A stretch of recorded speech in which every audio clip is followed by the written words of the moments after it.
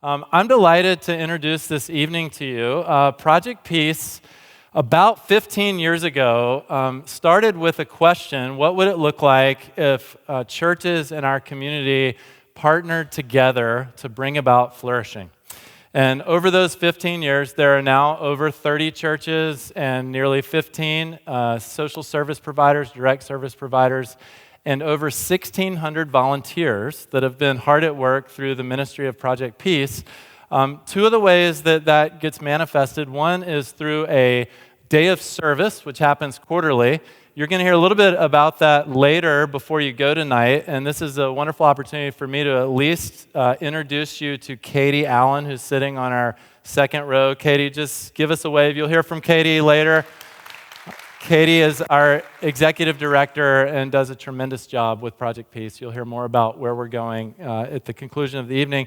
But secondly, Project Peace for years has hosted a speaker series event just like this one. And this is the first one that we've been able to host since COVID.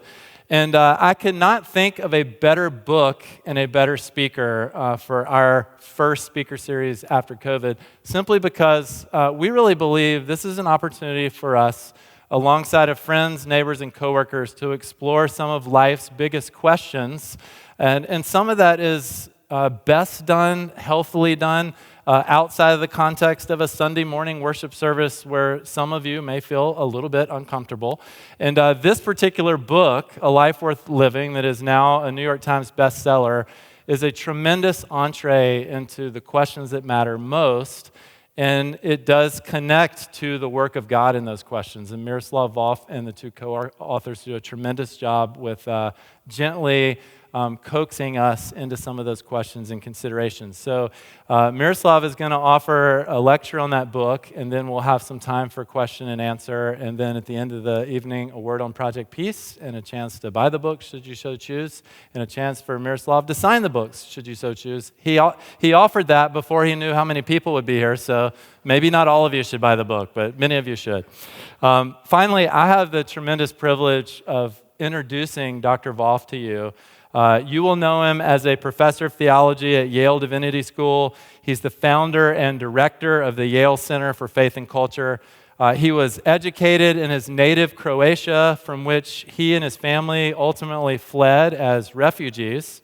Was then in the United States, Germany, earned doctoral and postdoctoral degrees. He's written over 20 books and over 100 scholarly journal articles, and his work has been featured on every news outlet and publication that you could name.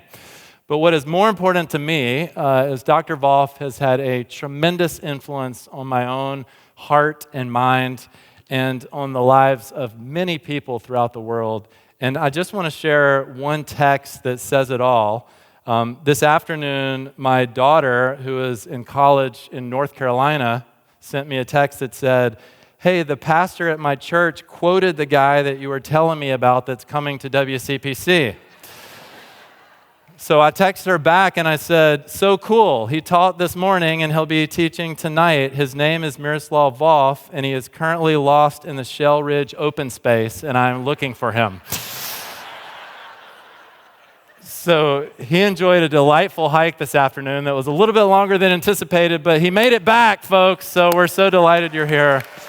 And let us welcome Dr. Miroslav Volf.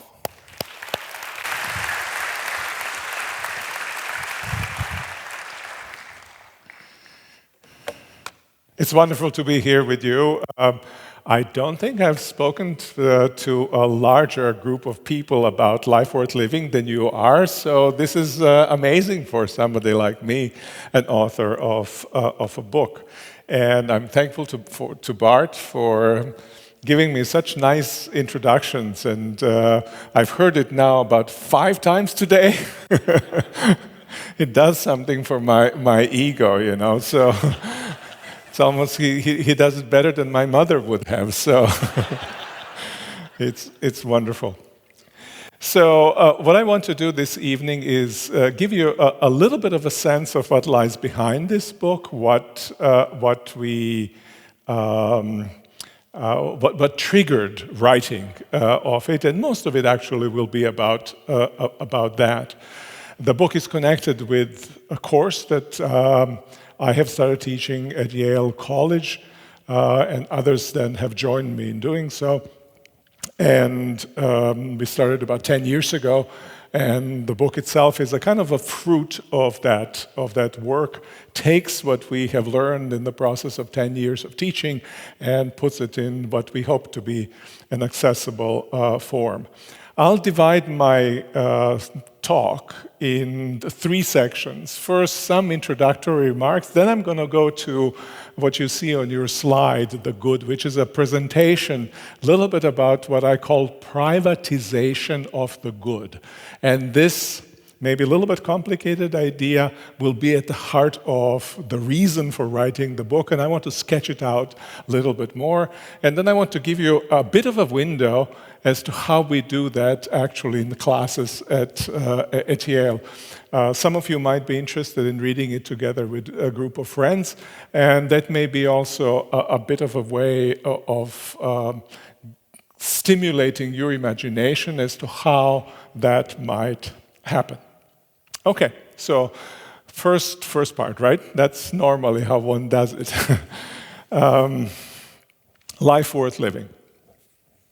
Now, we have to always remind ourselves that there are people around us in the world who do not consider their lives to be worth living.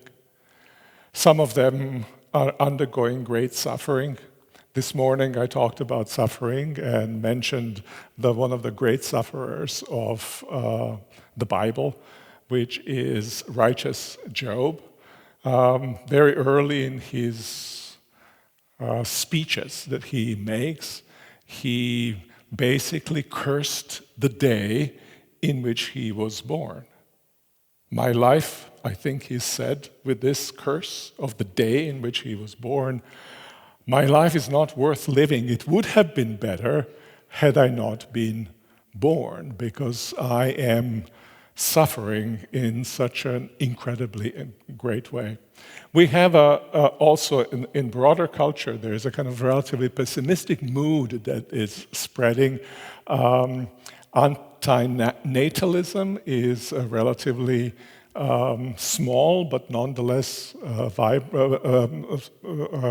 alive movement. Philosophers of antinatalism would say, well, to bring a person into a world is actually to harm them. Therefore, to reduce the harm of being born, we need not to bring children into the world because they cannot live lives worthy of being lived. Now, assumption behind our book is that actually every single life is worthy to be lived, that there is a kind of worthiness to us that cannot be in any significant way quantified, that is there just by the virtue of us having been born, that we are, each one of us, of inestimable worth. At the same time, we often do not live lives that correspond to this inestimable worthiness that has been bestowed on us by God in us having been born. And therefore, we always need to ask ourselves the question, what kind of life is worthy of my humanity? And that, I believe, is the most important question of our lives. We almost never ask it. We ask it in kind of roundabout way, never kind of explicitly, but it is at the heart, it should be at least, at the heart of our striving. Who am I? And what am I supposed to do being the being who I am? Now, that question, I said, is the most important question of our lives. I think great religious and philosophical traditions, certainly my own faith, Christian faith, would affirm something just like that it is a central question. And for many years in the Western tradition, In Western universities in particular, in universities in this country, for instance, starting with Harvard on through all the, through many centuries, and in all the university, this was the central question with which universities were concerned. University presidents used to give talks, teach courses on, not called necessarily life worth living, but basically on that topic, how we ought to live. And we have experienced a significant shift somewhere in the 70 years, some kind of combination of hippie and yuppie culture. They coming together, they gave birth to this idea. No, it was being gestated, let's put it this way. It's been gestated for a longer period before then, to the sense that we don't need to reflect deeply on what kind of life is worthy of our humanity. We kind of, each one of us, know this, how to answer this question. And I'll talk more about it in this a presentation that I'm going to give just after this introductory remarks. We roughly know, and what we can do at the universities, what we can do in other domains of life, is simply think about the means how to achieve the ends that we assign to ourselves. And that's true of our culture in general. That's often true of our religious institutions. When often in our religious institutions, we primarily think, well, how do I help myself in a certain particular situation? Rather than asking the question, what kind of life ought I live? In traditional Christian terminology with which I grew up quite some years ago, it was we want Jesus as our Savior, but we don't want Jesus as our Lord. We don't want Jesus to tell us what to do. We want Jesus to help us to do what we want to do. And end up in the way in which we want to end up, right? So you can see how even there, that the shape of the life that is truly worth living has fallen on the margins. I think that's in generally true. And I want to, kind of in this presentation that I'm giving now on the good and the consequences of its privatization, I want to explore that with you a little bit. So the next slide, please. Unfortunately, I don't have, I can't regulate the slides, and there you have it. So giving a diagnosis of this modern, I would call it predicament, what I have just described for you, a sociologist, Hartmut Rosa, writes, in a way, we moderns resemble a painter who is forever concerned about improving their tools, the colors, the brushes, the air condition and lighting, the canvas and easel, and so on, but never really starts to paint. Now, a good painter, no good painter, will act in such a self-sabotaging way. No professional will do that either. And yet, when we step out of our work roles, we fixate on the means to life and often forget about the ends, the goals, the goal of our lives. Life itself then turns into a mere means to life. Everything we do is about means for doing more, creating more means to life. Next slide, please. Many are reasons why we slave in this prison house of means. And one is that we are confused about most important question of our lives. We are confused about the good. Next slide, please. In our age, the good has been privatized. So we live in a pluralistic societies. But it's not just in pluralistic societies, there are many and divergent visions of the good life. People disagree on what kind of life they should lead. Now, the good itself has become a private, individual matter. It's not that we have objective goods over which we disagree, but that the good itself has become a private matter. So you can see it maybe in a situation like this. You have a teenager we're trying to deliberate what they ought to do with their lives. We deliberate then about talents, their interests. We consult family, what they think, maybe consult friends, how they perceive it, what possibilities are there. And what is the one piece of advice that we always give, that teenager always get? It's not do the greatest good for greatest number of people, which would be what a utilitarian would say. It's not love God and your neighbor. It is pursue your dream. Follow your deepest desires. So far, maybe so good. The privatization of the good puts much weight on our desires and our dreams. They rule.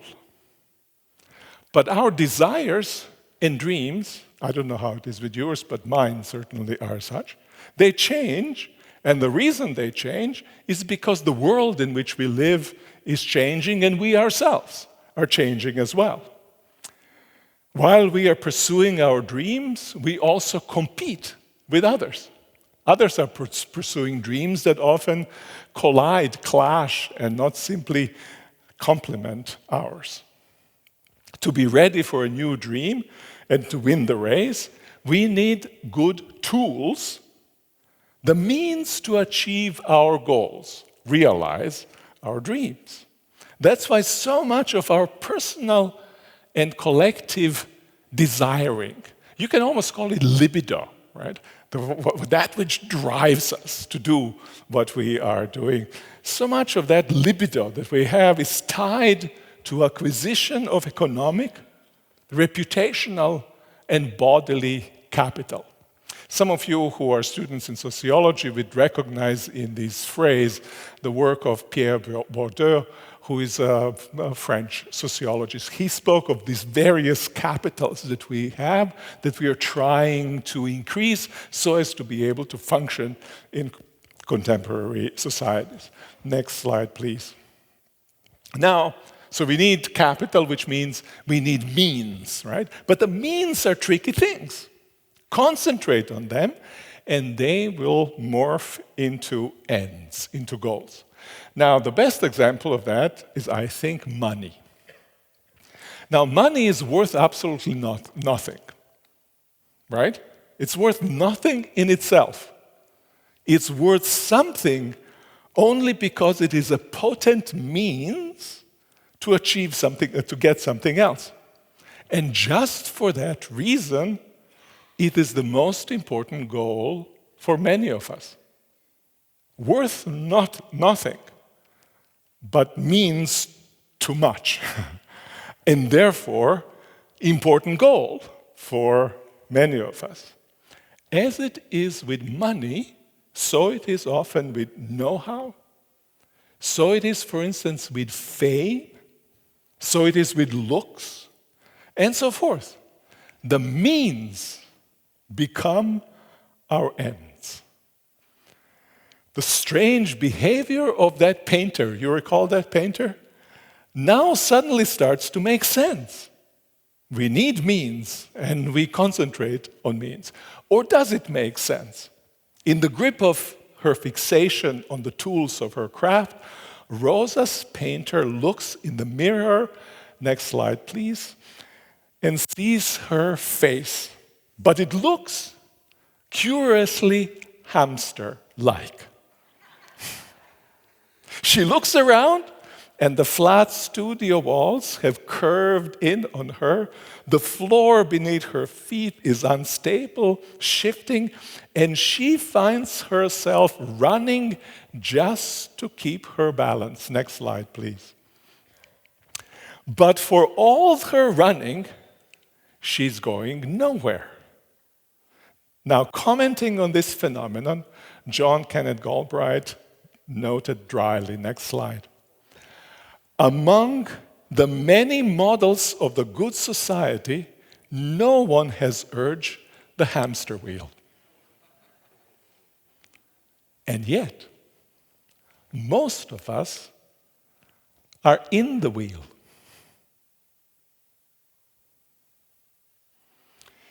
Means are important. I don't want you to think that I am dissing means. Without means, we couldn't live. But the search for the right means will land us in some hamster wheel if we don't ask and answer the prior question, which is not about means, but which is about goals. Next slide. What dreams are worth dreaming? Or better, what kind of life is worth living? Or slightly differently, what is truly worthy of wanting? Next slide. There is more important search than there is no more important search than the quest for the good life. A life that is worthy of our shared humanity. Why is that so? We are spiritually free and unfinished beings. There is a kind of indeterminacy at the core of our being, and that indeterminacy, that we are not fixed, is one of the keys to our great beauty as human beings. But that indeterminacy comes with a risk. It opens us to the possibility of failing as human beings. Next slide. The question of the good, in this question, at stake, I think, is our very humanity. You know, we can fail in trivial ways, just fritter away our life and wake up after 30 years and think, what have I done with this time? But we can also fail in ways that are catastrophic, both for ourselves and those around us. Next slide. Albert Speer was Hitler's architect. Hitler recruited him before he turned 30 with the promise that he, Albert Speer, would be able to design, and here's the quote, buildings like of which had not been seen for 2,000 years. Now, Speer saw himself as above all an architect. And Speer said yes, and participated in some of the most egregious crimes of history. Singular devotion to his career made him an exceptionally good architect. Next slide. Now, if you like this kind of architecture, it's not my style, but I'll leave that to your judgment, and many thought that architecture of this sort is really spectacular. Singular devotion to his career made him also an exceptionally bad human being. Even if we succeed as doctors and artists, as furniture makers and politicians, we may fail in big or small ways to live up to the inherent worth of our humanity. Next slide.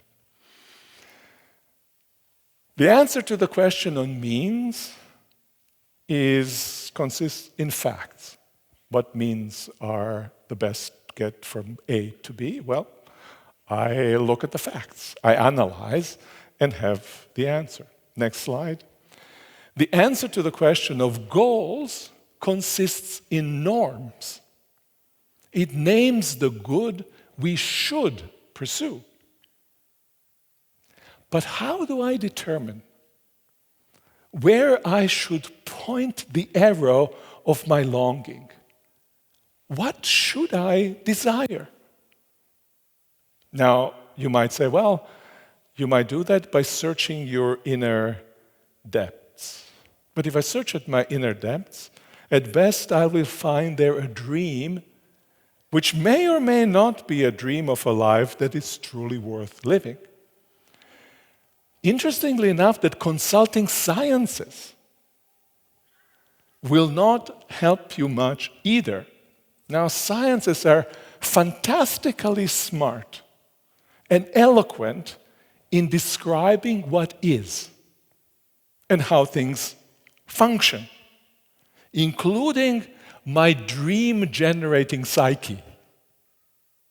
But they have little to say about what kind of life is worth living.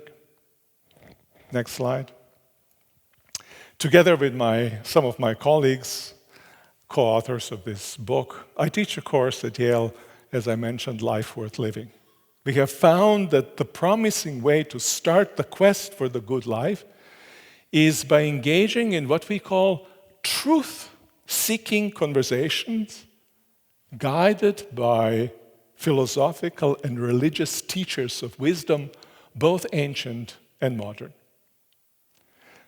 If you are not committed to a path already, and some of you are here Christians, many of you probably, and you are committed to that path, which is great. If you are not, I invite you to do the same on your own, or even better, with friends. If you need help, you can take a look at this book.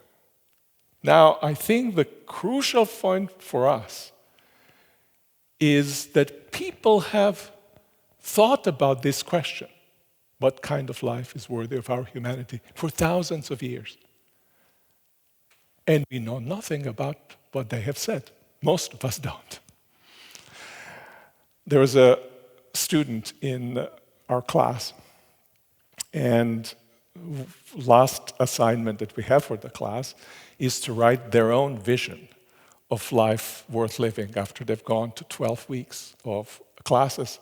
And she kind of realized suddenly, wait a second, people have thought about this for 3,000 years? And I'm supposed to come up with this thing after 12 weeks?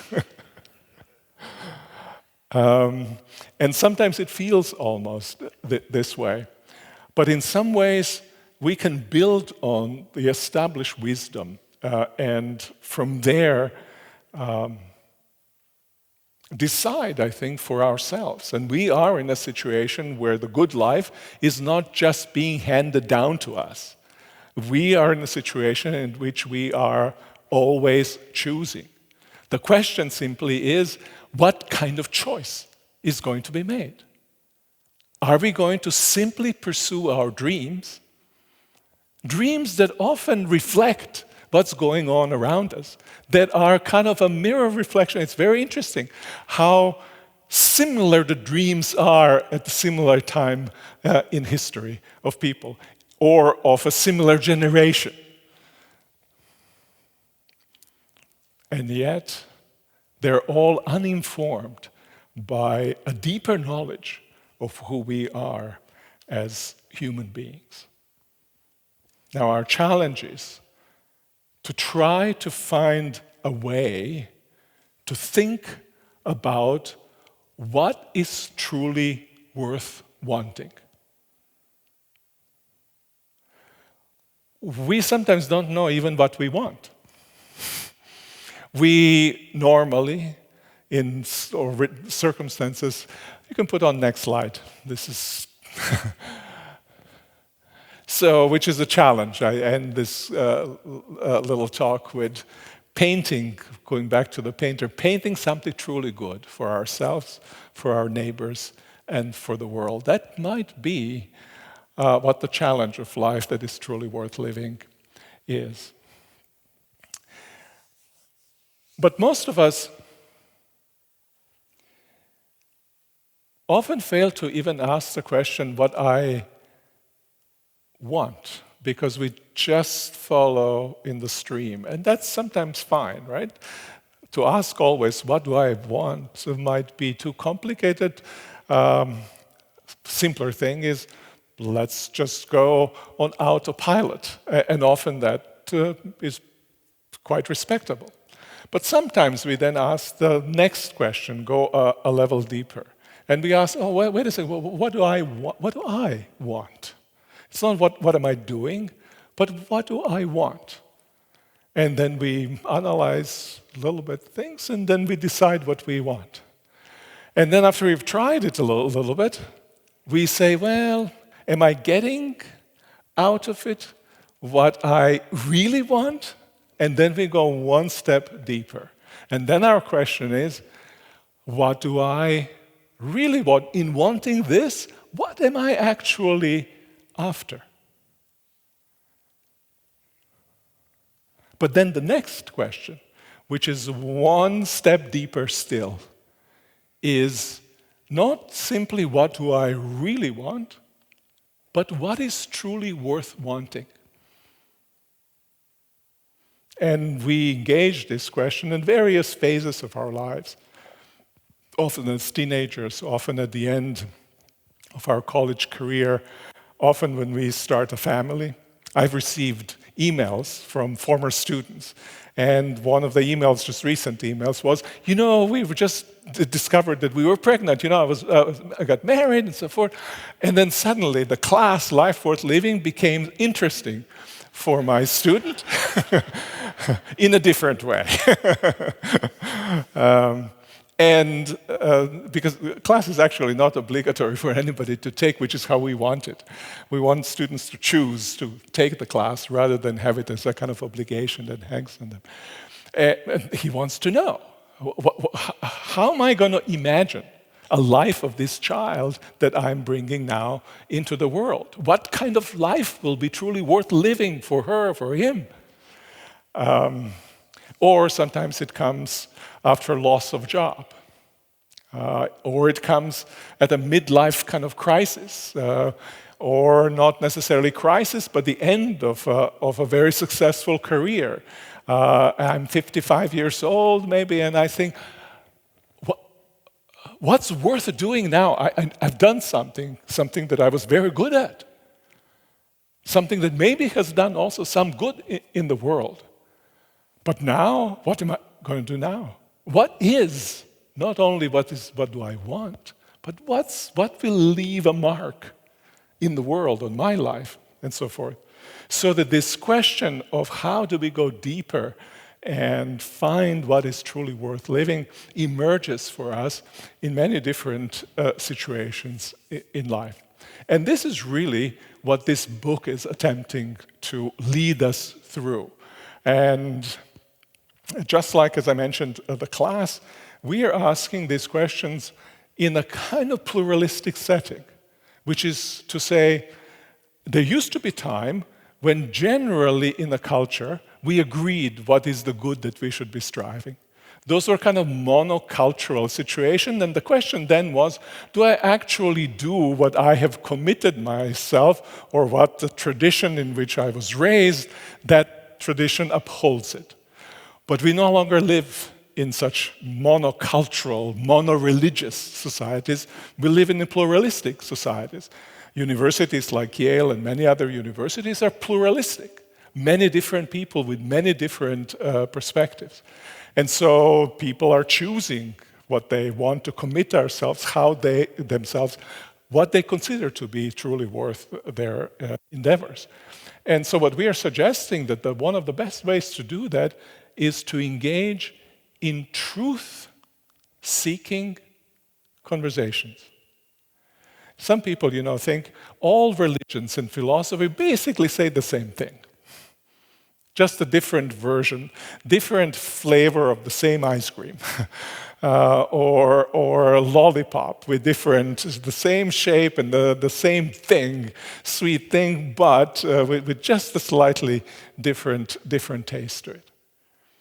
What we have discovered is that actually that's not true. There are kind of profound differences. And those differences They kind of challenge us to think about alternative ways of living. I'm going to give you just one illustration of the differences, and then I'm going to quit and open it up for questions. So this search for the truth of our lives, for what's truly worth living, has many dimensions. And one of the dimensions that we discuss also in the book and that we discuss with our students is, how does a life that is truly worth living feel?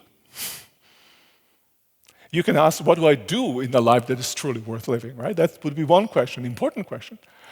What kind of circumstances are necessary, you can ask also, for me to live that kind of a life? And then you can ask, how does it feel? Now, you would think that there would be no difference at all in the perspectives of various religious traditions as to how the good life feels. How should it feel? It feels good. But what does it mean for it to feel good? So you can, for instance, say that a good life is a life of a great deal of pleasure. And pleasure is something that feels good. A pleasure is something that kind of pulsates, that is strong, in a sense. And we somehow try to increase it. We increase it sometimes with artificial means as well, so as to feel certain near euphoric states as states of high pleasure. And we have then a certain experiences that for us signal what truly pleasurable is. But what if you belong to a different tradition, which said, oh, the really strong sense of pleasure, this is not really important, it's not stable, and it's deceiving. Quiet, serenity, unperturbed living is really what one should aspire. Then one can truly sense and have weight of this sense of feeling that abides, and it doesn't spike up and down, but rather stays as something that is permanent in my life, as a feeling of being at one with oneself. Now that's a very different feeling. Might sound the same, but it's very different. Or you can say it, and this would be a Christian version of how does good life feel. Or you can say something like this. You know, feeling, qua feeling, that's a really flighty little thing. I can smoke something and I can feel really great. And what have I achieved by feeling really great? I have pushed under the rug, swept under the rug, all sorts of things that surround me, and I have just given myself to this particular feeling. What really good life feels is something more like joy. And joy is very different from simply kind of pleasure. I can induce pleasure, but I cannot induce joy. I always rejoice about something.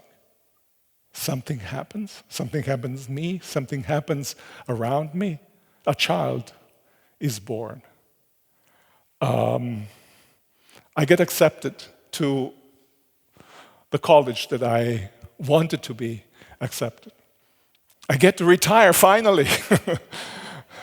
And with a relatively decent check so I can do, or payment, so I can do what I have tended to do. You see what I rejoice over these things, but those are things, good things that have happened to me. So there is a connection between good that happens to me and the emotional response to that good that has happened to me. So you have now three very different ways in which a good life feels. And there is a very interesting debate to be had. Which one of those should one aspire?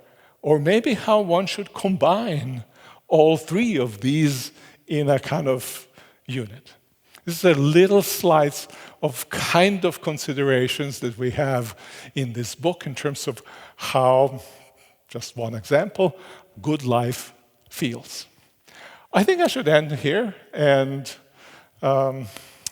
let me hear what you think, or whatever part you want, wherever part you want to take this. Thank you.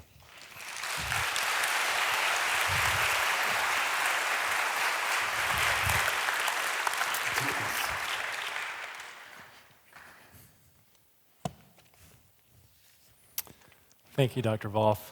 Miroslav. Miroslav. Good. I like that better. If you can't pronounce it, call me Mr. M. Just don't call me Dr. Mr. M, Wolf. okay. Just don't call me Dr. Wolf. I'm here just to give you enough time to prime your pump. So I have 2 questions, but I might only ask one because this is a large room and you probably have a lot of them. So a couple instructions on the roaming microphones. They work best when you just don't try to grab the microphone. So just let the person with the roaming microphone put it near your mouth, and we will hear you. And then secondly, try to put a question mark at the end of your comment rather than a sentence, period, and certainly not an ellipsis. So we'll keep the questions flowing and give Miroslav opportunity to answer. But this, I want to start with just a very practical, basic question.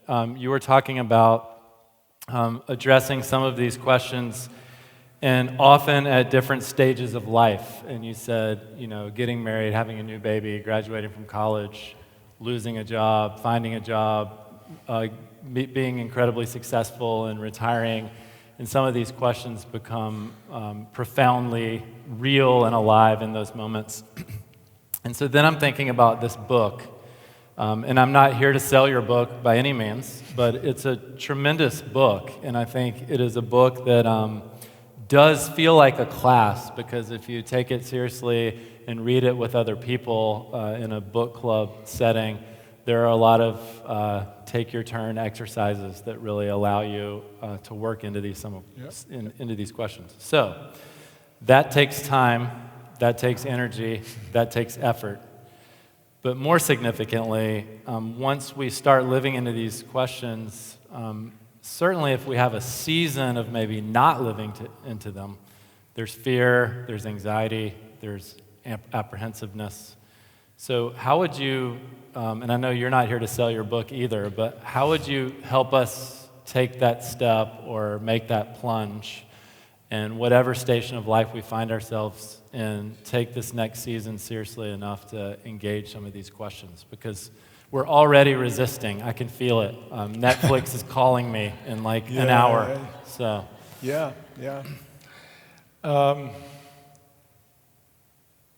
I sense also, we all sense, kind of urge, Netflix might be, or scrolling through whatever we are scrolling, and which is designed to keep our attention and glue our attention for purposes that are not ours, for purposes that are somebody else's. And we all know it, and we all still do it.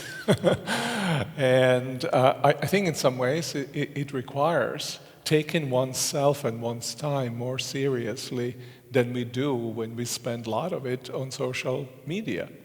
For me, it was always I didn't want to waste my time, and I think it was also a sense that it's really uncomfortable to talk about this for many people, that actually I can fail in life. I can fail, as I mentioned, in a very serious way, but I think most of us are not failing in those serious ways. We're not like Albert Speer. Some of us are, maybe, but not many of us.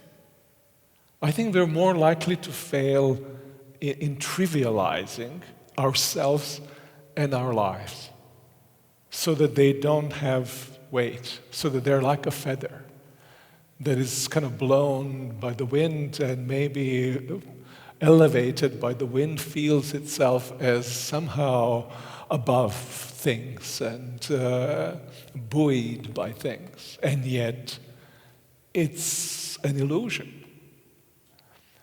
And I always think our lives are too precious for that.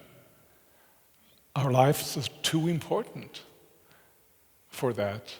And so that's my motivation. I think different people might have different motivation, but it's easiest for us to do that when we are no longer going in a certain direction and having momentum which pulls us. And that's why interruptions.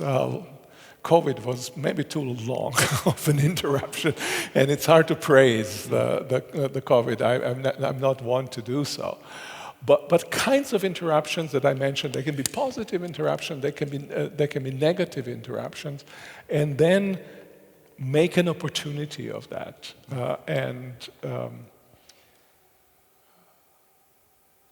So it's, for us, for all three of us authors, and it's really not about professional success or for this book. It's really, for me, I started a class, and for me it was a question, wow, I cannot believe that we can go through education and never ask the most important question of our lives. I cannot believe that we can be trained and induced to live lives that are completely unreflected. And that created kind of a sense of mission. Maybe there's a little bit nostalgia from my teenage years, where we have this vision of life, possibly. Well, It's totally unhelpful. It's no. Not answer to your question. I'm going to restrain myself from asking many more questions because I know there will be some out there, and then I'm going to break my own rule and mention one comment with a sentence, and then I'm going to shut up for the rest of the night with a period.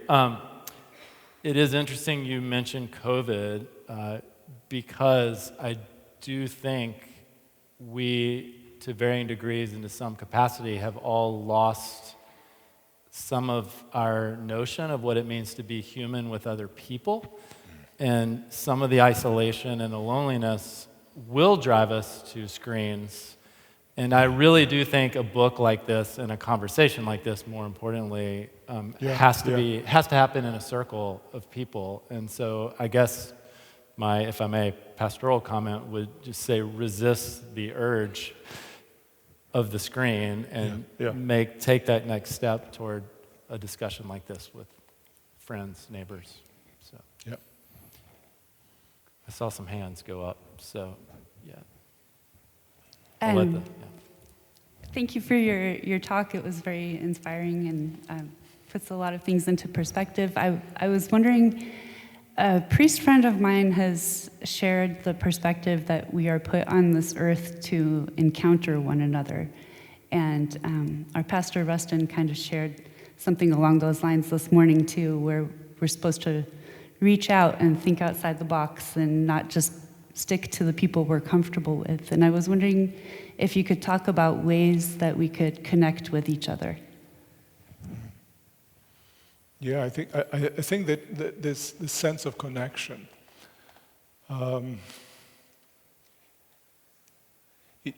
we can't be human alone.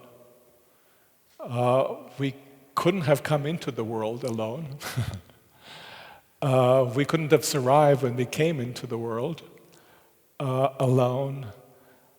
We think that we can survive alone later, maybe, but we aren't able to. There's something profoundly woven into the fabric of our beings where we belong together with others. Now, I would make an argument that it's not just with human beings. That's also with what surrounds us, the kind of the material world that surrounds us, both living and not. That all goes into our being human. We are made out of dust. We are made out of earth. And in earth connection with the earth, we can live as who we are. Now, the great challenge is, how does that connection look like? What do we do with the connection? Connections can be toxic, and connections can be life-giving. The other people can be hell, and the other people can be heaven. And so one of the important things in kind of discerning a kind of life to be led is to discern what does it take to live in community that is furthering, that is mutually enhancing. And my sense is also, talking about being alone, my sense is also that we really cannot flourish as individuals, simply. That we either flourish together with everybody else, or we just think that we are flourishing. We actually don't.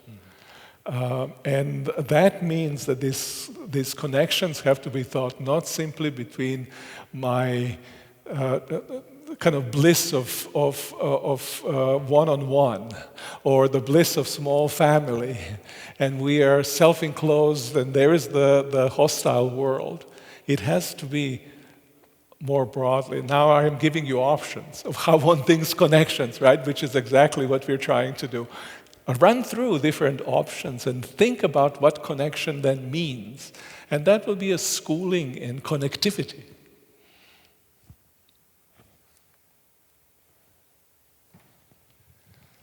Hi.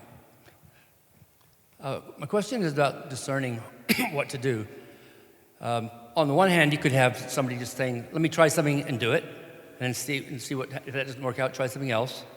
You can have the other side where you're praying and praying and praying and praying and praying, you're waiting for God's word, and you may or may not hear it. You may still be playing around with the tools rather than doing something. In your opinion, having written the book, are there any practical tools for discerning the path that God is giving us? Do we just try stuff and pray and hope it works out, or do we wait until we hear something, or something different? Yeah, that's interesting. I don't think we address that specific question in the book. I think in the book we are addressing a question of kind of general goals as a human being, not particular tasks that I have in that. I've thought quite a bit actually on the topic of vocation and how do I discern vocation. And I think we have very good resources, at least in the Christian tradition, which I know quite well. We have in Christian tradition resources of how discernment works. It's not simply, I just got a dream from somewhere. You might have a dream, but then you might have to test in the community whether other people recognize this as something that is worthy of pursuit and that it belongs to you to pursue it. You may also do a bit of a trial and see whether that might work. And again, it ends up being not a single person kind of decision, but more of a communal exercise. And when I say that, I also want to say, I don't want to exclude a kind of a bold stepping out. Some of you are prophets, called to be prophets, right? And everybody around you will tell you, no, you shouldn't do that, all right? There has to be a space for kind of deep conviction. It's not a flighty dream that mirrors what all sorts of other folks are doing. It's a deep conviction. And I would say it's a deep then calling from somewhere outside of us, calling of God upon our lives. And others might not recognize it, or maybe few would, and help us in that project.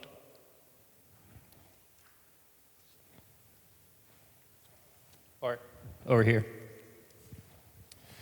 Yes, you used an example of being 55 in midlife crisis, and that happens to be my story. And I thought that I do believe I've been living a life worth living. In fact, I was a student at Fuller when you were a professor there. But the events of the last couple of years have proved to be pretty challenging, both personally. The pandemic played a minor role in that. And I'm not going to get a big paycheck metaphorically at the end of a retirement. It's struggle, it's loss, it's failure, and trying to maintain touch with what I thought was a life of purpose and worth, and yet there still is this disconnect, painful disconnect from that. Any tools that might be helpful for that?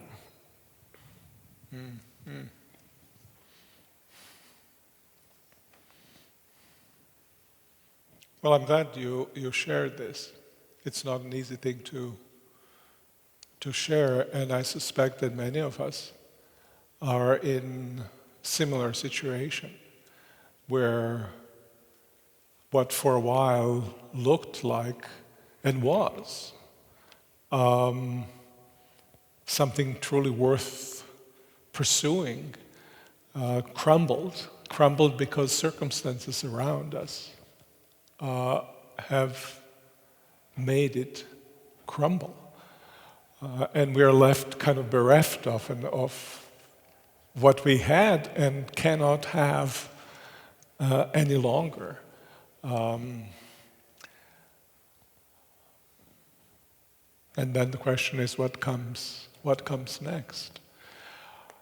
I can't say about much how one gets to the specifics of, we talked a little bit earlier about this, but maybe that is also a time to reflect if there is opportunity for that, if survival questions, which also have to be taken into account, do not force us to do in majority of our time things that we don't particularly feel called to, but we have to do.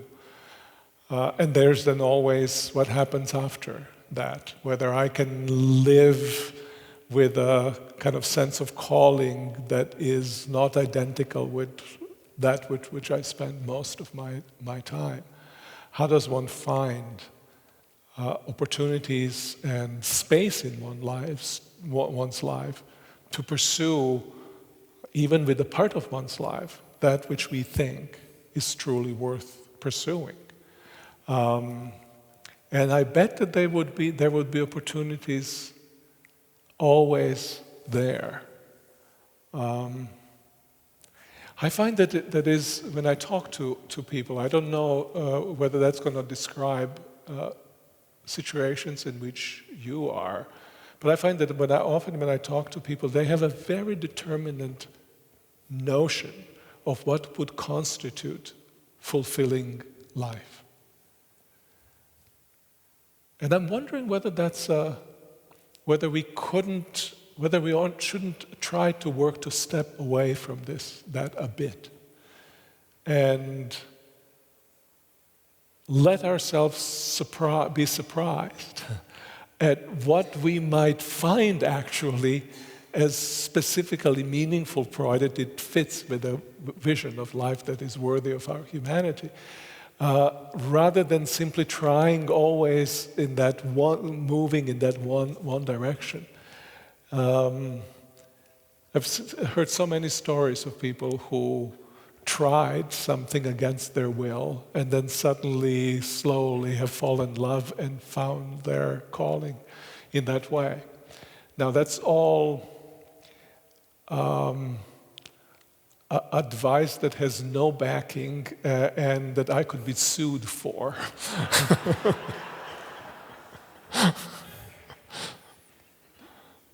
I'm going to add just a quick tag question. You talked about joy being something that cannot be induced, and it made me think of C.S. Lewis, Surprised by Joy, and having this joy overtake him, but it was often fleeting and never or rarely fully experienced. Mm-hmm. And I wonder, you juxtapose that with avoiding pain, pursuing pleasure, in the midst of these truth-seeking conversations. Are you setting your sails of life in a way that allows that joy to simply creep up on you sometimes? Because if you're just seeking after the joy for the sake of the joy, it almost feels like a dead end. Yeah. And I think, I guess I tagged the question because middle life feels like a very live moment to struggle with that. Yeah. Because the romantic first blush of the teens and 20s and 30s is no longer there. Mm-hmm. Yeah, no, I think that's quite right, and kind of sense of pursuit of joy as an end in itself or as an independent thing. Seems to be kind of at odds with itself. The joy, as I understand it, is joy about something good. And it is dependent on that good. Obviously, there is one circumstance in life of which we often talk but don't think of it as a circumstance. Actually, it's not an it's a person. And it is God. God is the most important circumstance of our lives. And the good circumstance of our lives. So that, and that was Lewis's discovery, right? The joy in there being God who is the source of all good. I think that's a really important thing to keep in mind. And that's why in the Christian tradition you can rejoice even when circumstances of ordinary kind are not quite as they ought to be, because circumstances of extraordinary kind, or if you want to put it this way, circumstances which is God of the most ordinary of all ordinary things, because He's the source of everything, is always the case. And so the rejoicing is possible, and rejoicing is sometimes possible also when we mourn. It's interesting that you can both mourn and rejoice at the same time. And often there's something in joy. I think we talked today in the car about Alexander Schmemann, and he describes joy as bright sorrow. So that there can be joy even in that sorrow, as that kind of line that attends to that sorrow, and then gives one actually joy. It's interesting that you talk about joy. I was sitting thinking, and I'm immediately privatizing my experience of your question, and I asked, so what is it that would be a life worth living as I would define it, or as I experience it? And it was to live life within God's joy. That was the word that I got, was that it'd be to live a life within God's joy and in tune with that. But I also realized that is privatization, because I'm going within myself, and I thought, well, probably I better ask my wife on the way home too. You know, maybe sit with my sons who are 7 and 9 and ask them existential questions. So anyway, I just think this through, and I'm wondering, are there some guides that you have found? Specifically, how are you pursuing this journey for yourself? Like, for example, in relationship, or as you've, engaged in your own privatization. How does it look as you've gone and you've taken that look and asked that question for yourself? Yeah, that's wonderful. Wonderful question. I think, and I really like what you say, rejoicing together with God in God's joy. Here's how I would put that, is rejoicing in what God rejoices. And what is it that God rejoices in? Suddenly, it would expand out of privacy of my experience of my little joy, would become in an amazing way a joy of the world as a whole. Right? I think that's how we have to think of joy. That is to say, with the expansion of the good, the joy itself expands. With rejoicing with the good over which God rejoices, takes me out of myself, and suddenly I don't rejoice over my goods, I rejoice over somebody else's good. And then you've got this instruction of Apostle Paul, which I think is so wonderful. Rejoice with those who rejoice, and mourn with those who mourn. It's easier to mourn with those who mourn than it is to rejoice with those who rejoice. I think it is. And partly because mourning with others, we find them in their weakness. Rejoicing with others, we find them in their strength, and then often call us into question. Right? Some of you are more virtuous than I am. You might easier find to rejoice in the joy and the success and the celebration of others. But I'm thinking of this brother of the prodigal. He wasn't quite so happy that there was a calf that was slaughtered in celebrating his brother's return. There's one question right here. Yeah. First, I want to thank you for pursuing life worth living yourself, because we're all reaping the benefits of that. So thank you so much. And I try to give minimal context to the question. I'm about to be 60, so in that midlife area, got married, had a child later in life. So my daughter is 17, so she's right at that age, looking at college, looking at what she wants to pursue in life. And that takes me back to my youth, and it's just a swirl of nostalgia and all of that happening. And then in a context where, as a former pastor, I saw so many young people rejecting Christianity because of their disappointment with what they've seen. So I'm intrigued by you creating this course and teaching this course in a pluralistic setting. And I'm wondering about how students are responding to that, and what are some of the texts you use. You mentioned people have been talking about this for thousands of years. The book of Ecclesiastes is coming to my mind over and over again as you talk about this. But I'm wondering, how do students respond if you take them to a text like Ecclesiastes or other spiritual texts outside of the Christian tradition? You know, how are students in a pluralistic setting responding to these things? Yeah, students are responding really, really well. I'm not sure what the statistics are right now, but for many years, for 10 years, it was most popular humanities course at Yale. There are other, like econ course or psychology courses that are more popular, but within the humanities, it tended to be the most popular course. We couldn't accept all the students who were interested in, and those who were coming, they knew exactly what they were coming to, and I mean, you can, if you Google at Yale life worth living, you'll come to our website, Yale Center for Faith and Culture, and there I'm pretty sure that there are kind of series of syllabi in the different iterations of the course that we have taught, and then you can see all the resources, what we have done to make the course appealing to students, and what we have demanded of them. I think we have time for one more question. Hi, Don Raymond here from St. Matthew Lutheran Church. I'm a young 85. Bravo. And as I listen to the talk about a life worth living and a joyful life, I haven't heard the use of the term a life more abundant. And as I get into my later years, and I'm not quite there yet,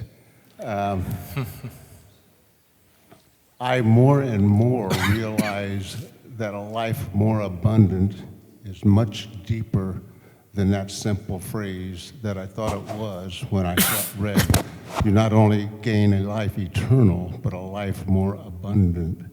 And I see that abundance in heaps and bounds today. Can you adjust?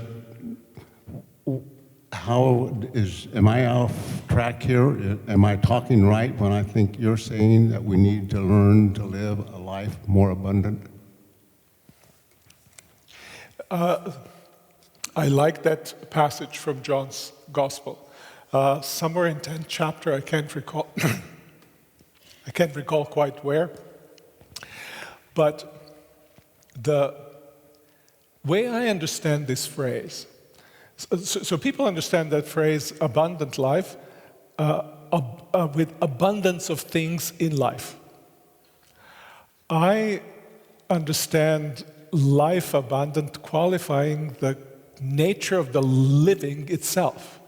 So it is abundant liveliness of life, right? And to your and my age, this speaks also well. That's really what you and I, and those like us need, a kind of sense, and this is the sense of life that, abundance or not, has a kind of source, the spring of freshness and of liveliness within itself. And that's what Jesus promises. That is, as a Christian reading John's Gospel would say, this is what the presence of Christ and the Spirit of Christ in us gives us. A kind of life that then sprouts, that springs, that gives something always new. And this morning I talked about my doctoral supervisor, who is 97 years old presently and still writing. And he was, for me, a kind of example of that. For his 90th birthday, we all needed to say something about our revered teacher. And I basically said, you know what, Jürgen, what struck me about you? Your entire life, not only when you were young, but when you're 90, your spirit is so youthful. That is to say, that there's something almost teenage-like. Or I would even say, I have a 5-year-old daughter, there's almost something so lively as a 5-year-old who encounters the world for the first time, and everything is exciting, right? I think this is that liveliness.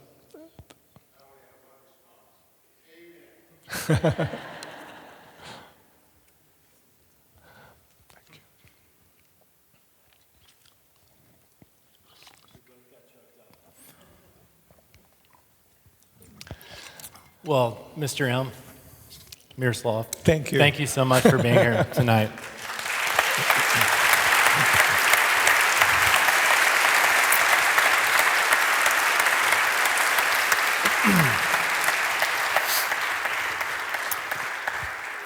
So before we go, Katie Allen, who is, as I mentioned, the executive director of Project Peace, who's done a tremendous job of scaling in depth and breadth this great ministry, is going to give us some next steps, including a book table where I'll be taking Miroslav, and dessert. Yep, that's right. Thank you, Dr. Volf, Miroslav, for your thought-provoking talk tonight, and thank you all for your thought-provoking questions as well.